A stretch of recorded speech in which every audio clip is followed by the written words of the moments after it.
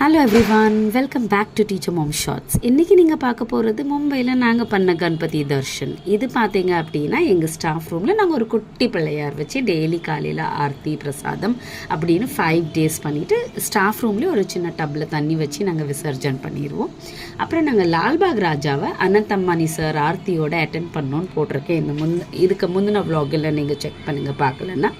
அதுக்கு முன்னாடி நாங்கள் ஃபஸ்ட்டு வாங்கின பிளெஸ்ஸிங் இந்த கணபதியோட தான்.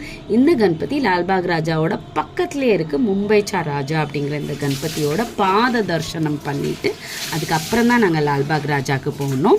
இந்த தரிசனம் கிடச்சதுக்கப்புறம் தான் எங்களுக்கு சக்ஸஸ்ஃபுல்லாக அந்த தரிசனம் கிடச்சிச்சு.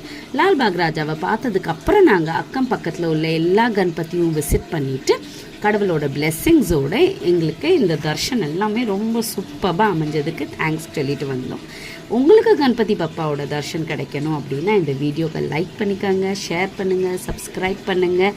உங்களையும் கடவுள் ஆசீர்வதிப்பாங்க. கணபதி பப்பா மோரியா, பொடிச்சா வர்ஷி லௌக்கரியா அப்படிங்கிற கோஷணத்தோட இந்த வருஷம் எல்லாருக்கும் ரொம்ப சூப்பராக பிளெஸ்ஃபுல்லாக இருக்கணும்ட்டுன்னு வேண்டிக்கிறேன். இது எங்கள் வீட்டு பக்கத்தில் உள்ள சிவசேனாவோட கணபதி.